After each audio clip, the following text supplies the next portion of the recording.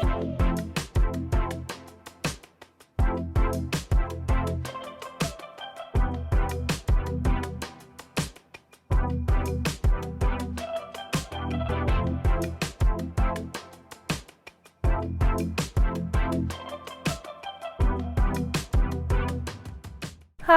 my name is Jane. I'm an architect, event and spatial designer, founder of the travel brand, and above all, a girl head over heels in love with the world. And this is my first informal vlog on this channel.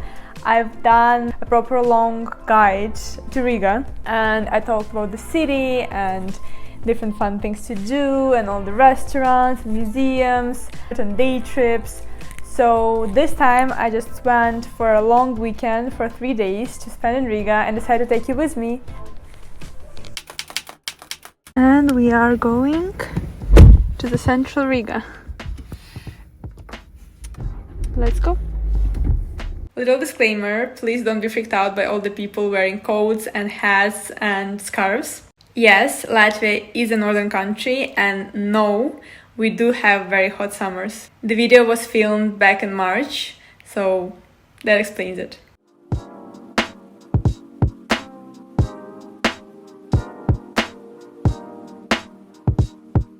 Whenever I come to Latvia, I always stay with my parents, and they live just outside of Riga. So the way I do it is that I usually take a car, I drive it through the beautiful scenery, through the forest, and to the central Riga, and then I switch to a scooter, which is what most of the people in Riga do, I feel, which other half of people get super annoyed about. And yeah, and then I just take scooter around and get to see all the beautiful streets of the city.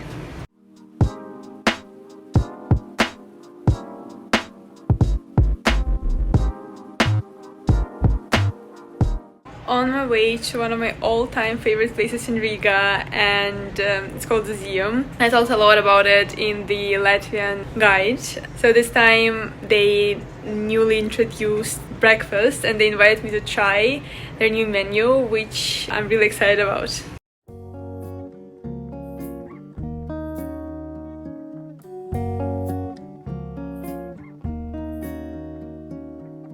I mean, seriously, the museum never disappoints. The menu actually did remind me of my childhood and like of Latvian countryside, which was amazing. But I also got to see their new exhibition about ceramics. A lot of it is from the factory that closed quite a few years back, Kuznetsova it's called, and it's so pretty.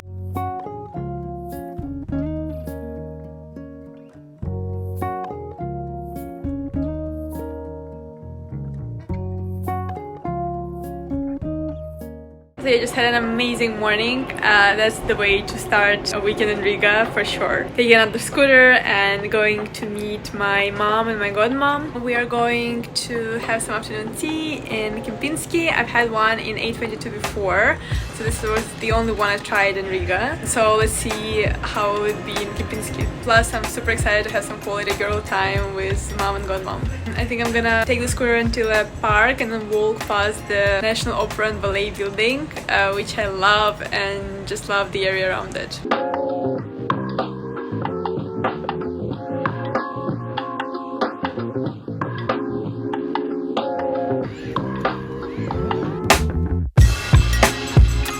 Next stop is afternoon tea at Kempinski.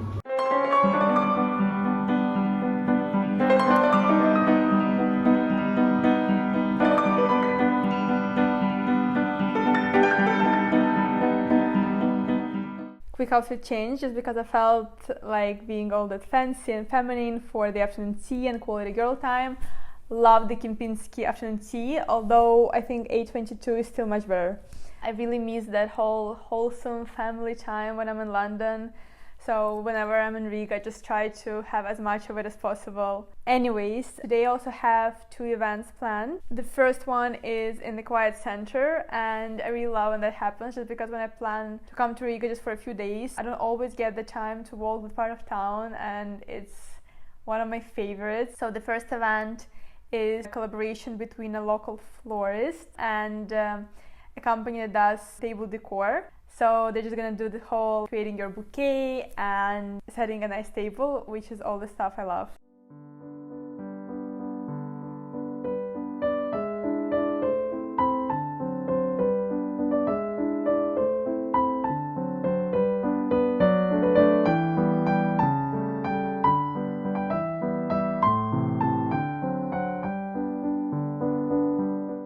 And then after that, I might grab something to eat. I was thinking there was this new market. They opened one in Galleria Center. I'm just gonna go check it out. After that, I have another event, which is the launch of the new issue of the biggest bridal magazine in the Baltic states, and it's called Rediscovering. And me and my husband, our wedding, they got into this issue, so they invited us for an event, and I'm gonna go check it out.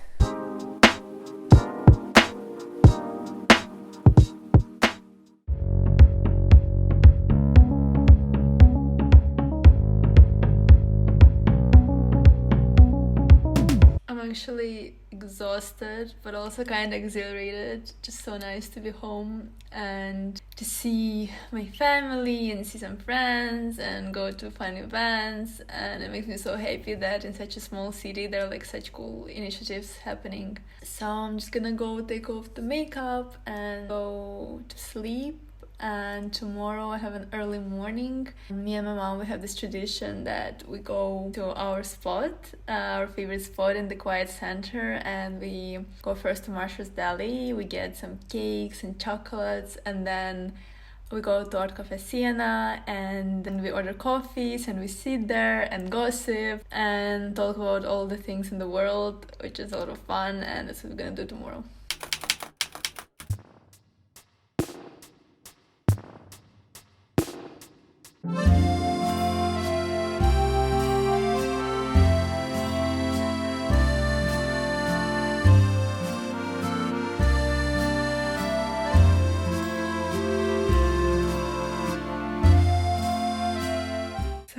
After the amazing 3 hours of mother-daughter time, I'm going to meet a friend and go to Riga, which is a museum with a permanent collection, also temporary exhibitions. And I actually haven't been there since I was like 15 or something. So I'm quite excited to see how it changed and what's there, and how I'm gonna see the place from the perspective of a grown-up, not a child who's being dragged there.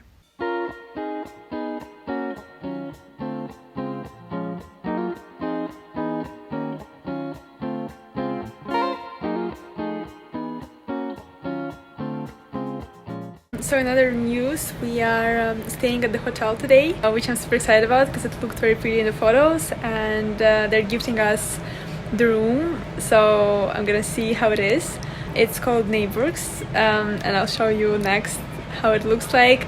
Oh, and in terms of the impressions of Riga Birja, I was so impressed by what they've done, how they restored everything, how they created the permanent collection and the temporary exhibition as well. So yeah, definitely 10 out of 10 recommend going there.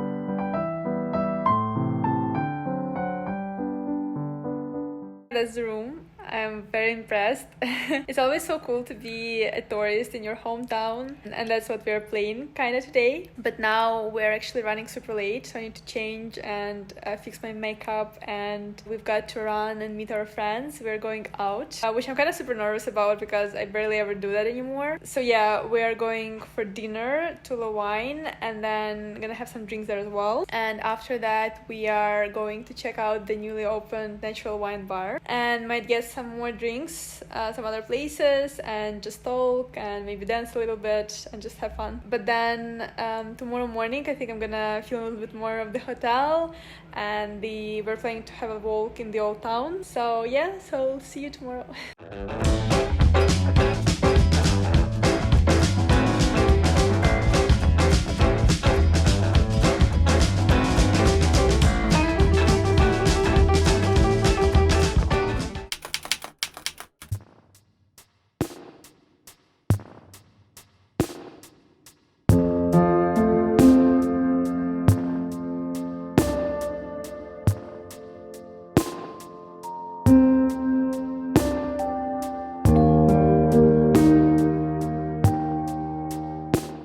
was our slow morning, having a nice breakfast, having coffee in bed, and exploring the old town. And initially the plan was that we're gonna go straight outside the city, have a walk in the forest, and then near the sea, but something changed, and so I thought I'm gonna go meet a friend and go to a flat museum, which was actually a place where a noble Latvian family lived in the beginning of the 20th century, and they made their art there, so it should be quite nice.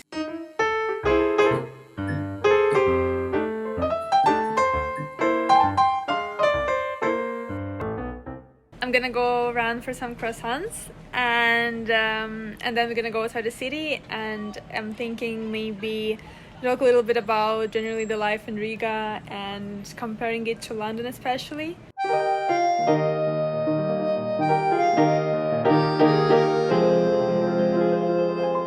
While I'm going to the next destination, just want to talk a little bit about life in Riga. I mean, I have some perspective in that regard, just because during the COVID times, me and my husband, we came back here and lived here for 9 months, and before that I lived here until I was 15. So I have some experience in that, and I have lots of friends from here. My parents, most of my family lives here, so I think I have enough expertise to talk about that. And also because it's 5 in the evening, there are traffic jams. It's like insane, and all the traffic lights I see are the red traffic lights.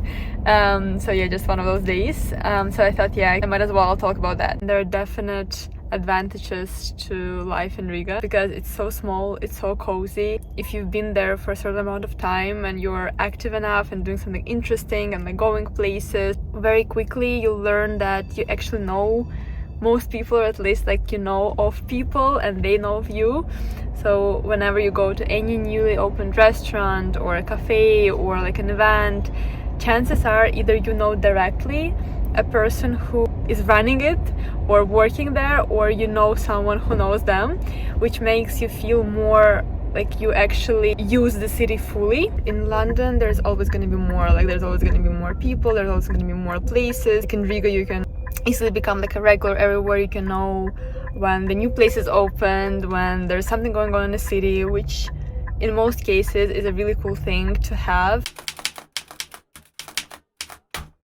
Another cool thing about Riga is the convenience compared to London, or I've lived a little bit in Denmark as well. If you go somewhere in London, you always need to plan like 40-50 minutes ahead of time, just because there's going to be something happening in the tube, like there's going to be cancellations, there's going to be delays. It's always like the distance is huge. When here, there's been a period of time during COVID when me and my husband, we came to live here for 9 months, and we lived quite central, and then it took us pretty much 15 minutes to get anywhere by foot or by car.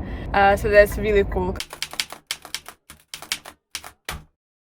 Now, in terms of culture, Riga is, compared to like most European cities, I'd say quite boring. There are lots of really cool initiatives. There's like lots of very cool local artists, jazz musicians, really good dancers. If you are really into art, into music, you are used to, you know, going to the local museum on Sunday and then seeing a Van Gogh or Monet painting. You're not gonna get it here. You're gonna get some local artists, you're gonna get some like edgy modern art of like Latvian Academy of Arts alumni, and it's gonna be really decent, really interesting, but you won't get to that level pretty much ever. There are very few exceptions, but as a general rule, it doesn't happen. I think it's one of the drawbacks of a small country, that you don't have enough economic resources or human resources, any kind of resources.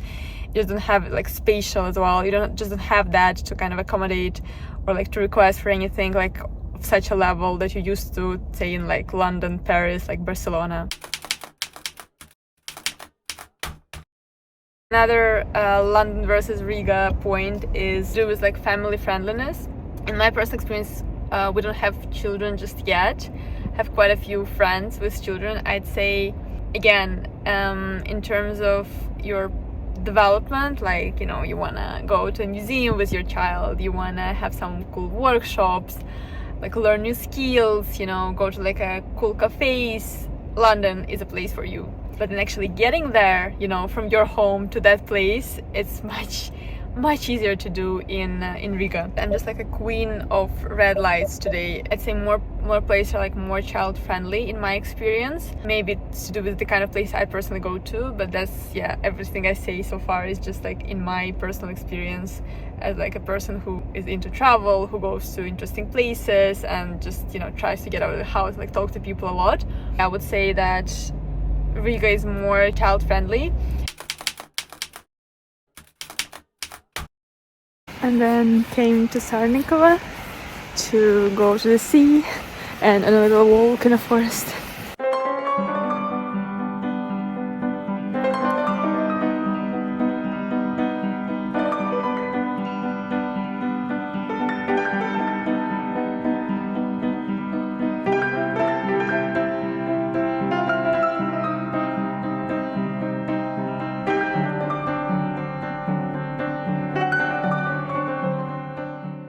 So here I am back in London, just finished editing this video, and I think it ended up being very cozy and very informal. It was definitely out of my comfort zone to talk without a script and just facing the camera, but it was something new and something exciting, and I love to experiment. I hope you enjoyed watching it and enjoy the 3 days in Riga.